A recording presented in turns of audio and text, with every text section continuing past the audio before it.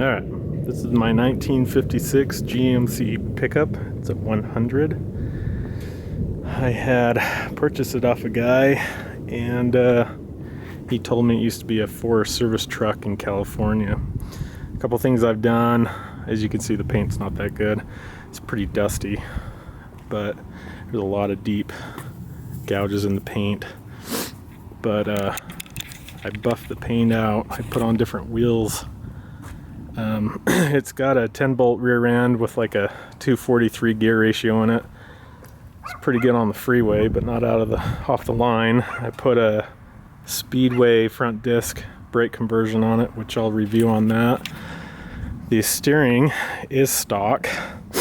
You can see the chrome's kind of not in the best shape. I can't get it cleaned up more than that, so it's gonna have to be re-chromed. But nice truck. It's in really good shape. There's hardly any rust. I'll show you underneath it. Also, LED lights in the back, original wood in the bed. Whoever had it tinted the windows. On the inside, I put in a carpet kit. Whoever owned this seemed to like a lot of chrome. I did change a steering column with an aftermarket tilt column, and I'll tell you, if you don't have power brakes or power steering, I would not recommend it, because the joint inside broke on me when I was at Peach Days, and the steering was way bad, so I had to tear it down and replace that.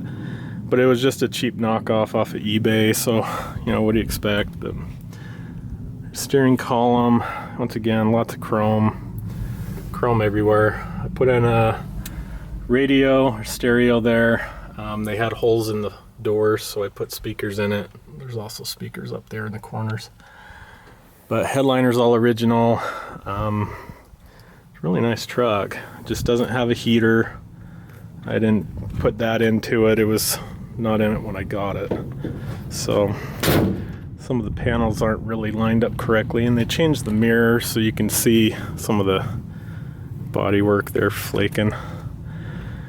As far as rust goes, there's a little bubble here, and there is a small bubble here on the hood that you can see right there. And then underneath, the only thing I could really find is the cab corners. I mean, even the cab corner is not bad. It's a pretty nice truck. I'm gonna get the exhaust done here in a couple days. It's got a Chevy 400 small block in it with a 350 turbo transmission. Got a kick out of greasing that whole leaf pack, front and rears like that. Let's look on this other side.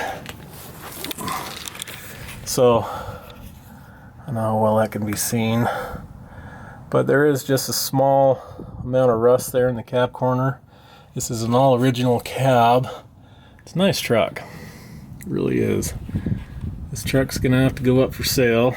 I got 5 kids I gotta pay for. I don't want to see it go, but gonna have to. I'll pop the hood so you can see inside there.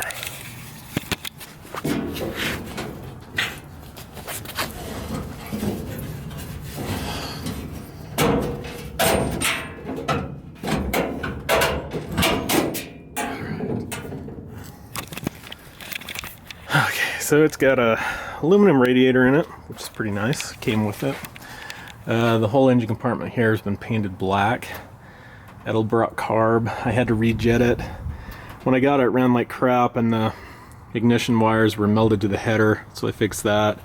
There's part of the steering column that came in. I actually used an I Did It coupler there, and this piece here is just a PVC pipe that I drilled a hole through so it can cover it up out of the weather. But disc brakes or power brakes were on it when I purchased it, and it's a pretty nice truck. It's not the most powerful, not the most fastest, but it's a nice truck.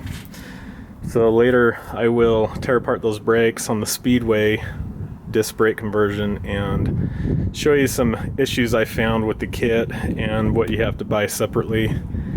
And maybe I'll go over that steering column in a little bit.